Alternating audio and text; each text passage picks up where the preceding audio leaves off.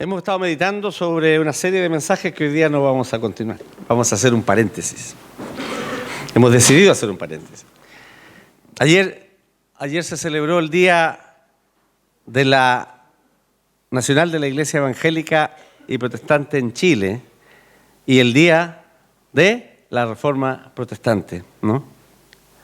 Tuvimos ocasión de estar ahí en Valparaíso en un acto masivo de adoración en la Plaza Sotomayor.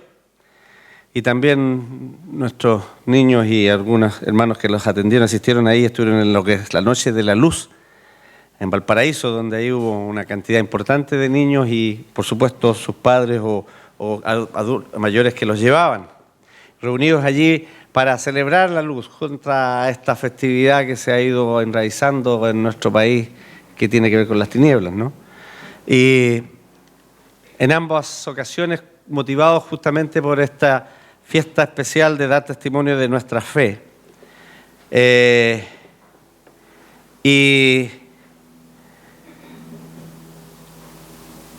por cierto, es importante pensar que en este tiempo que vivimos es conveniente siempre estar refrescando nuestra memoria, renovando nuestro pensamiento a veces y también alimentando nuestro espíritu y nuestra mente con las verdades de la palabra del Señor.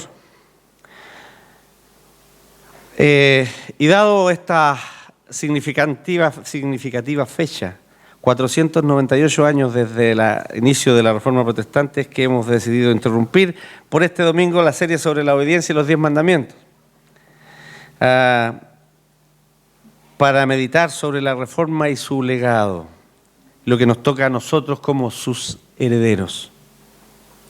Somos una iglesia reformada, es decir, una iglesia cuyo origen, cuya raíz, cuyo tronco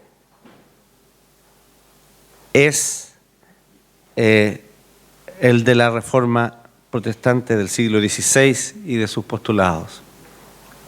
Ayer en ese acto de Valparaíso, alguien en uno de los discursos que se hicieron dijo una frase que nosotros hemos escuchado y repetido otras veces en iguales palabras o parecidas.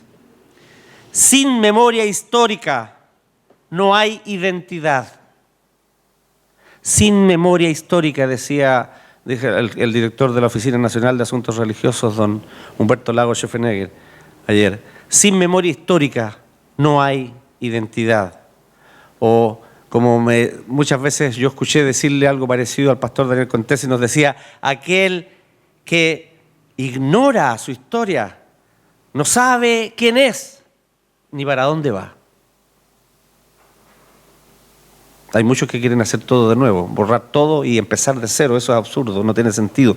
Y nosotros tenemos una historia de la cual aprender. Pero cuando hablamos de la vida de la iglesia, debemos pensar que somos parte de una historia que ya lleva muchos capítulos escritos.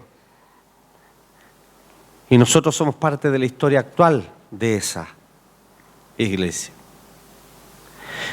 En nuestra identidad en esta iglesia está ligada íntimamente con la historia de la Reforma. Podemos, he dicho yo otras veces, y podemos decir que podemos ser cristianos sin ser evangélicos. Podemos ser evangélicos sin ser reformados. Podemos ser reformados sin ser presbiterianos. Pero cuando me identifico como presbiteriano, cuando decimos que somos iglesia presbiteriana, estamos señalando claramente, estamos afirmando todo aquello. Somos cristianos, somos evangélicos, somos reformados, somos protestantes, somos presbiterianos.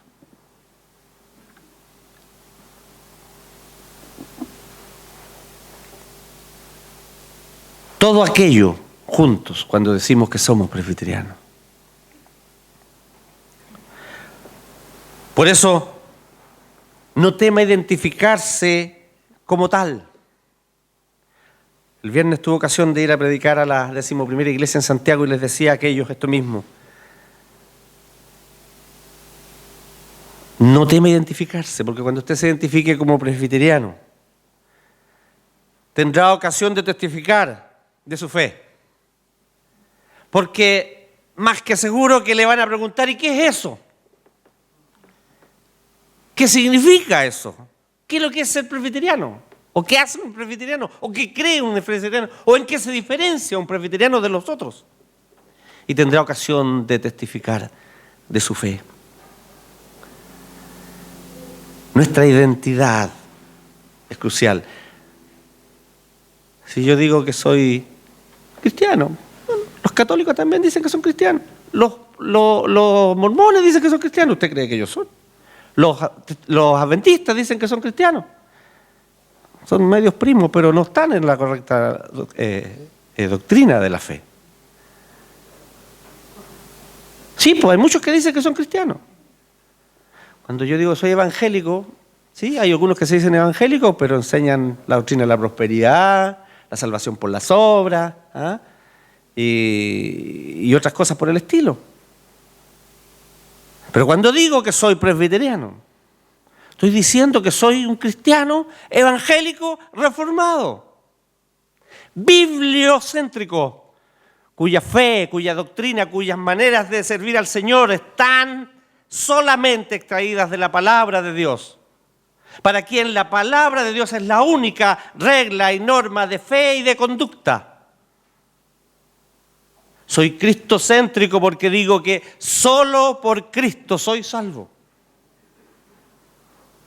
Y no hay otro medio, no hay otro mediador, no hay nadie que pueda ocupar el lugar de Cristo.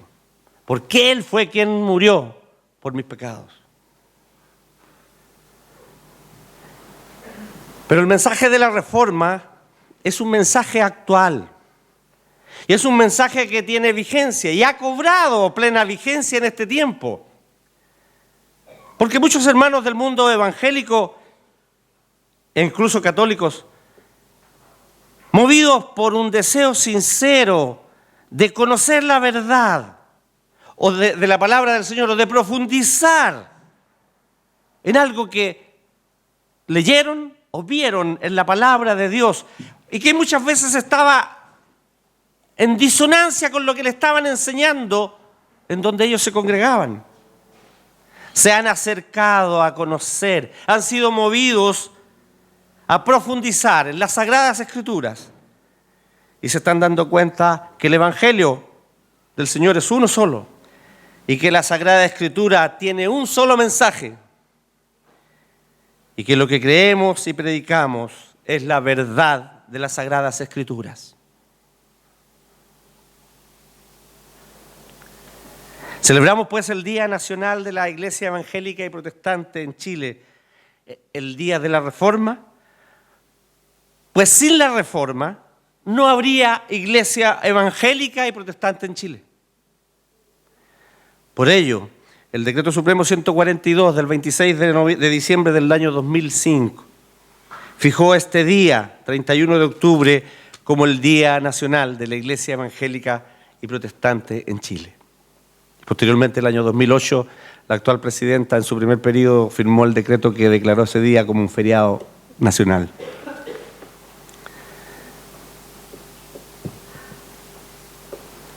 Se fijó ese día justamente por esta importancia, porque se está entendiendo que no hay evangelismo en Chile. No hay fe cristiana evangélica en Chile sin la Reforma. No habría habido. Hace 498 años,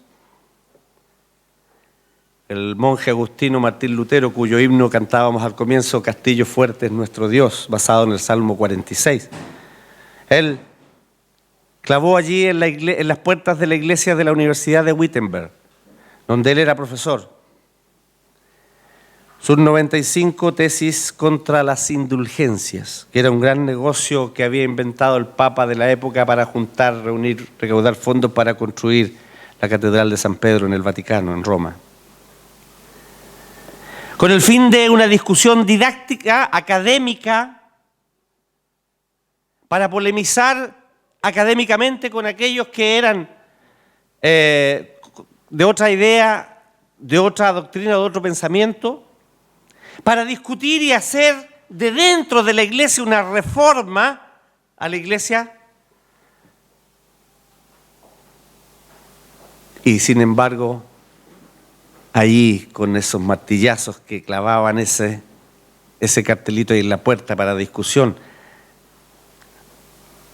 se fue resonando por toda la Europa de la época y alcanzó a todo el mundo posteriormente el mensaje de la fe verdadera del Evangelio. ¿Cómo hay algo en común entre esto de la Iglesia Evangélica Protestante en Chile el día de la Reforma? Por supuesto que sí. Porque, como decíamos,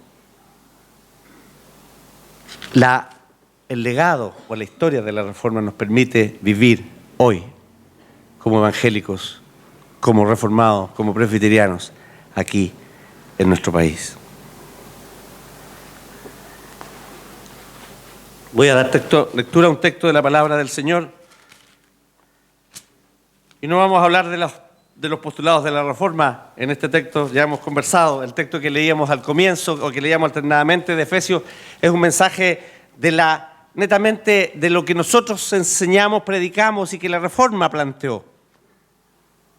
Cómo Dios elige, redime por Cristo y salva al pecador. El apóstol Pedro escribe en su primera epístola, en el capítulo 2, «Mas vosotros sois linaje escogido, real sacerdocio, nación santa, pueblo adquirido por Dios, para que anunciéis las virtudes de aquel que os llamó de las tinieblas a su luz admirable. Vosotros, que en otro tiempo no erais pueblo, pero que ahora sois pueblo de Dios. Que en otro tiempo no habíais alcanzado misericordia, pero ahora habéis alcanzado misericordia». ¿Qué fue la Reforma? ¿Qué significó la Reforma? ¿Influyó en la familia, en la sociedad? ¿Y cómo? Debemos saber y debemos recordar que la Reforma fue ante todo un movimiento religioso que buscaba volver a la iglesia cristiana a sus raíces, de donde nunca debió haber salido, de las que nunca debió haber abandonado, para llevarla a la conquista del mundo incrédulo.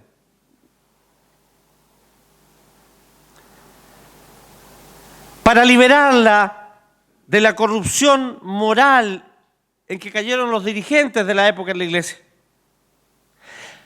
Fue un movimiento para volverla del error y la ignorancia a la verdad de la palabra.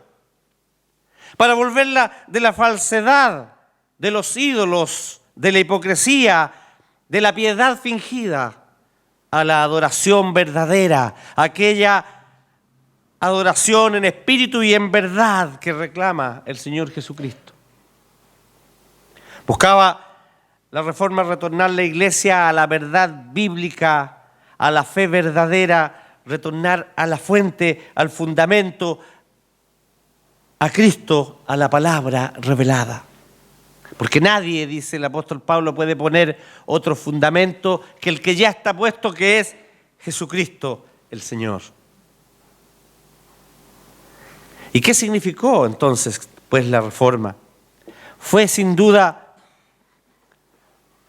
un caminar, un avanzar hacia la luz que ilumina el camino, que ilumina la mente y el corazón.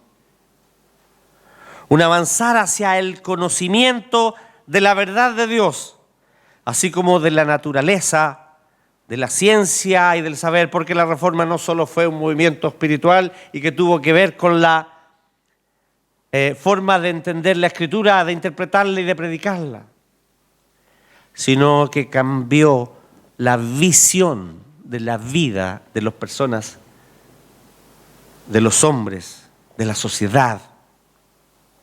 Fue un avance hacia el desarrollo espiritual, pero también hacia el desarrollo social, hacia el desarrollo laboral, cultural, de las artes y de la vida completa. Cuando hablamos de cosmovisión reformada, estamos pensando y estamos diciendo que nosotros vemos el mundo desde la perspectiva de lo que la Escritura nos dice que somos nosotros los hombres. Y el Señor, cuando redime al hombre, no redime solo su espíritu, no redime solo su corazón, no redime solo su mente, lo redime completo. Y el hombre debe servir al Señor y vivir para el Señor con su vida toda. Es decir, su aspecto espiritual, su vida laboral, su vida familiar, su vida afectiva, su vida en la sociedad. Entonces la cosmovisión reformada es ver cómo nosotros dependemos de Dios para vivir en la sociedad. ¿Qué nos demanda Dios para nuestra vida en la comunidad? ¿Cómo proyectamos el hecho de que nosotros somos beneficiarios de la gracia de Dios para ser nosotros objeto de la gracia de Dios hacia el mundo? Por eso decimos que la reforma fue más allá de lo espiritual, porque abrió la mente de los hombres, porque no puso a la ciencia contra la fe, porque no puso al arte contra la fe, porque no puso a la naturaleza contra la fe, porque no puso el desarrollo laboral, social y cultural contra la fe. Y sus frutos los podemos encontrar en toda gama de aspectos de nuestra sociedad, como lo hemos mencionado: el arte, la arquitectura, la tecnología, la industria, las ciencias, la economía, el desarrollo social, la justicia social, la educación, la libertad de conciencia, los derechos humanos. No son fruto de la ONG, no son fruto de los partidos políticos, son producto de la apertura de la mente que la reforma trajo a la sociedad. En estas conferencias que hubo, que Valparaíso Evangélico organizó aquí con motivo de la celebración del tiempo de la Reforma este mes de octubre, que tuvimos ocasión de recibir al pastor Cervantes Ortiz, que nos predicó hace unos domingos atrás, que él vino a hablar ahí en ese simposio junto con el pastor Hermístein Maya Pereira de Brasil y el pastor Osvaldo. Digo, en esas conferencias pudimos descubrir algo que a veces nosotros tal vez teníamos alguna noción o libros que teníamos y que no habíamos ni siquiera leído para investigar aquello, y nos encontramos con un cambio de visión. Acostumbra decirse que Calvino es el padre del capitalismo moderno, pero no este capitalismo que vivimos nosotros hoy, no este liberalismo económico injusto que hoy día vivimos, porque la teología social y económica de Calvino es muy distinta. Es muy distinta. Él dice que el lucro es legítimo en el trabajo y en cualquier producción, pero es legítimo para darle, para servirle al que no tiene, al necesitado y a la sociedad, y no para enriquecerme yo. Si entendiéramos ese concepto de lucro y lo viviéramos, sería muy distinta nuestra sociedad actual en el mundo. Pero la reforma, aparte de todas estas cosas, de ser una influencia en todos estos aspectos de la vida de la comunidad toda, porque todo aquello que avanzó la reforma no lo avanzó solo para los que creyeron en los principios, en los postulados de la reforma, ni en la enseñanza bíblica según la reforma la entendió y la enseñó, sino para la sociedad toda, donde el mundo se benefició de aquello. Pero el principal aporte, sin duda, fueron aquellos postulados que aún hoy tienen plena vigencia y aceptación en todo aquel que estudia la palabra del Señor sin prejuicios y con una mente abierta para dejar que ella hable y enseñe y extraer de ella el mensaje que ella quiere darnos y no lo que yo quiero sacar. Solo fe, solo gracia, solo Cristo, solo Escritura, solo a Dios la gloria. Y todos los hombres sacerdotes del Señor, libre examen de las Sagradas Escrituras. cada uno accediendo a la Escritura y en su propio idioma. Una de las primeras cosas que logró la Reforma, junto con el avance de la Ilustración, fue que la Escritura se pusiera al alcance del pueblo, en el lenguaje del pueblo. Wittenberg, recién descubierta la Escritura, el primer libro que imprimió fue la traducción al alemán de la Sagrada Escritura que hizo Martín Lutero. Se pudo entonces poner la Escritura al alcance del pueblo, porque el pueblo puede leer directamente la palabra de Dios. Para contrarrestar aquello que el profeta dice, mi pueblo fue perdido, fue extraviado, porque le faltó conocimiento. La Iglesia Evangélica en Chile es fruto de la Reforma Protestante. ¿Qué duda cabe que esta es una afirmación cierta? Somos hijos de la Reforma, somos fruto de la Reforma, pero no solo nosotros los presbiterianos, ni los luteranos o anglicanos, los conocidos como iglesias históricas. Todos los evangélicos lo somos. El evangelio no surgió en Chile en 1909, como algunos pretendían o querían hacer creer a la gente, o creían ellos sinceramente. Estaban equivocados quienes creen que las raíces de la iglesia evangélica en Chile llegan o nacen en 1909. Surge allí ciertamente un movimiento que es muy importante para Chile y para América Latina, como es el movimiento pentecostal. Pero el evangelio protestante llegó a Chile de otras latitudes mucho antes que eso. Era un medio muy hostil e indiferente, como lo era también en el contexto de la Reforma en Europa en el siglo XVI. En Chile lo era cuando llegaron los primeros protestantes a Chile, con una oposición abierta, con una oposición franca y directa, apoyada y sostenida en leyes injustas, restrictivas de la libertad de culto y de conciencia, y que impidieron un crecimiento más explosivo y más rápido como se podría haber esperado, pero que sin embargo no fue obstáculo para que el evangelio se enraizara firmemente en estas latitudes, trayendo la misma luz que la Reforma introdujo en la Iglesia y en las naciones de la Europa de entonces, de la Europa medieval. ¿Sí? Había muchas restricciones. Había una constitución que decía que estaba excluido el culto público de cualquier otro credo que no fuera el de la Iglesia católica, apostólica y romana.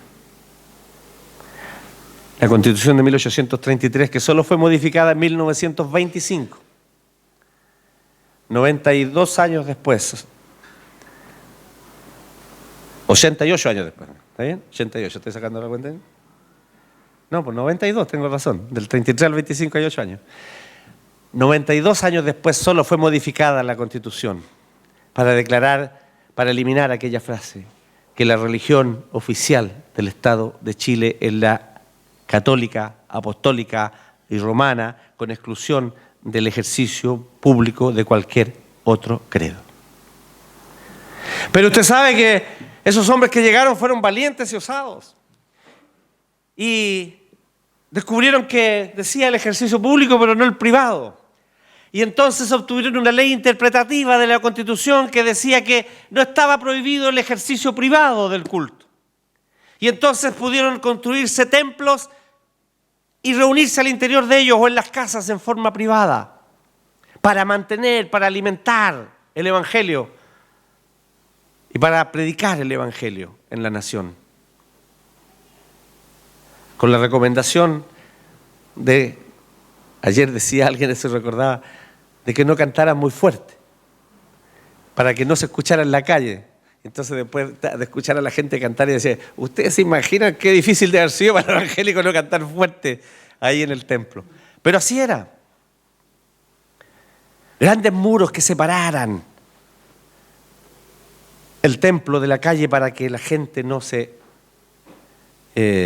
los de afuera no se, entre comillas, escandalizaran. Ustedes no conocieron, algunos de aquí sí, este templo antes del terremoto del 85, aquí el Lucho, Alvita y algunos otros, hermano Ricardo tal vez, no sé, la hermana Victoria, no sé si el hermano Riva en ese tiempo, Janet, la hermana María, la hermana Carmen. Este templo, cuando tenía la entrada por acá y tenía ahí, había unas ventanas de este mismo tamaño, nosotros las modificamos cuando remodelamos, tenía una rejilla, ¿se acuerdan o no? Que tenía una rejilla así, un enrejado afuera. ¿Y saben usted para qué? Y lo tenía en mi iglesia, la iglesia de mis padres, donde yo me crié en Santiago, y todas las iglesias evangélicas. ¿Por qué lo tenían? Porque le tiraban piedra para quebrar los vidrios. Y eso no más allá del año 60. Si hasta esa época todavía era así. La libertad que hoy tenemos ha costado años en nuestra patria.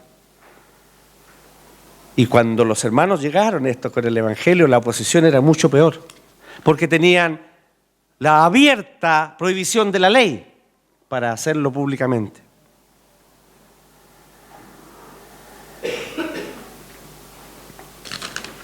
La Reforma también buscaba llevar, la llegada de los reformadores aquí con el mensaje del Evangelio buscaba también llevar a la nación hacia la verdad bíblica, a la fe verdadera. Retornar a la fuente de la palabra divina, al fundamento que es Cristo el Señor, liberando almas de la ignorancia, de la idolatría, de la falsedad idolátrica, de la incredulidad y del error. Por cierto, no podemos decir que la tarea está cumplida, porque de eso falta mucho. Y podríamos decir ahora, en este tiempo, con todo el conocimiento que existe, sin embargo, igual nosotros vemos ignorancia de la palabra, vemos idolatría, vemos incredulidad, vemos errores. Ciertamente hoy las circunstancias son distintas de las que vivieron aquellos, pero persiste un paralelismo real entre ambos hechos de la historia. La realidad del movimiento reformado en su tiempo en Europa y la llegada del cristianismo evangélico a Latinoamérica. Y esa es razón más que suficiente para que este día, 31 de octubre, fuera oficialmente instituido como el Día Nacional de la Iglesia Evangélica y Protestante en Chile. Tendremos razones para celebrar el 31 de octubre como lo hicimos ayer y de dar gracias a Dios por tantas y tantos que nos precedieron y que entregaron sus vidas al servicio del Evangelio, permitiéndonos hoy tener esta posibilidad de celebrar. Pero la palabra de Dios nos dice que nosotros somos un pueblo, un linaje escogido por Dios, un pueblo adquirido por Dios. El apóstol Pedro se refiere en esta primera carta a los creyentes en Cristo Jesús de la dispersión y a nosotros con ellos. Sois un linaje escogido, un sacerdocio real, una nación santa, un pueblo adquirido por Dios. La iglesia es el pueblo de Dios, pero no cualquier pueblo. Es un pueblo especial. Un pueblo que tiene un valor especial. Un pueblo que fue adquirido a precio de sangre por la muerte de Jesucristo, el Señor, en la cruz. Ese fue el costo de la adquisición de este pueblo. El Señor se ha comprado un pueblo por su sangre. Un pueblo, dice el apóstol, que no era pueblo. Estaba disperso. Ayer, en esa diversidad que nos congregamos allí en la Plaza Sotomayor, habían luteranos, anglicanos, presbiterianos, bautistas, metodistas, pentecostales, todo el espectro del mundo evangélico reunido allí, como un pueblo.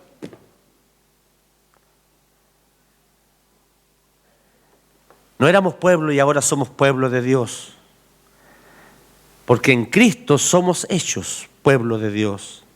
La fe bíblica, la fe verdadera, la fe en Cristo nos hace hijos de Dios, herederos de la promesa, nos hace pueblo de Dios. No hay otra forma de serlo. Somos adoptados hijos de Dios por la fe, dice el apóstol en este texto que leíamos de Efesios. Somos adoptados por Dios como hijos suyos por la fe en Cristo Jesús. Escogidos para ser sacerdocio santo. Y como decíamos en ese mensaje, escogidos significa que hay otros desechados. Si el Dios escoge a algunos, significa que hay otros que no fueron escogidos.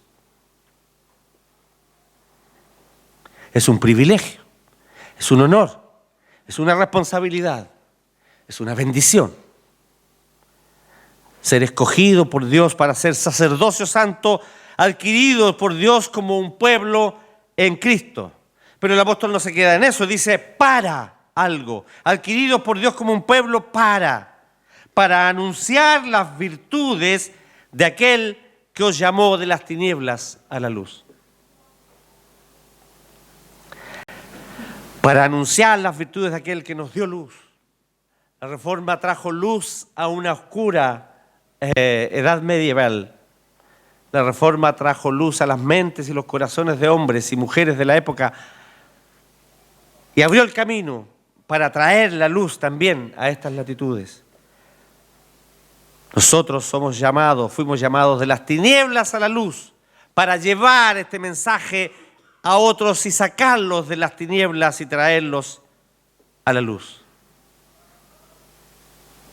Capta que hay una relación. La Reforma trajo luz en las tinieblas de la sociedad europea, de la iglesia medieval, por medio de la palabra santa. Esa palabra que cantábamos en el himno de Lutero, del Señor que el mundo no apetece, pero que sin embargo muy firme permanece. Porque el Señor dijo, mi palabra permanece para siempre. Y cuando va entrando a Jerusalén el Señor y los hombres gritaban, Hosana el que viene, y les dice, mira, reprende a tus discípulos lo que dicen. Y Él les dijo, si estos callaran, las piedras hablarían. Y hay un cantante español que dice en uno de sus cantos, en sus cantos dice, mientras viva yo, las piedras no van a hablar.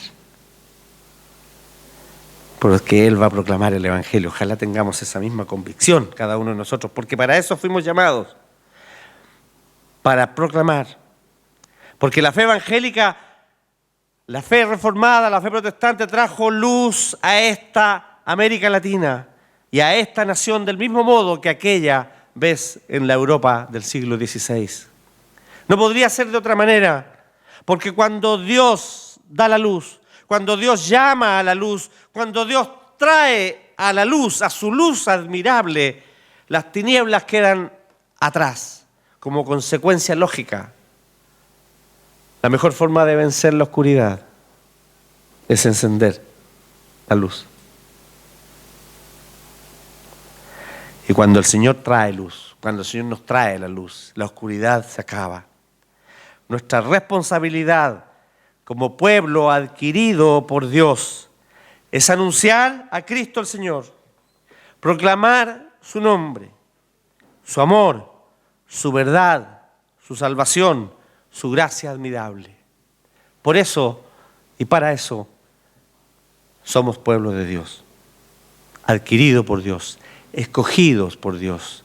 Él nos escogió desde antes de la fundación del mundo, dice Pablo ahí en Efesios, para que fuésemos santos y sin mancha delante de Él, y para que proclamemos su luz, su verdad, su evangelio al mundo.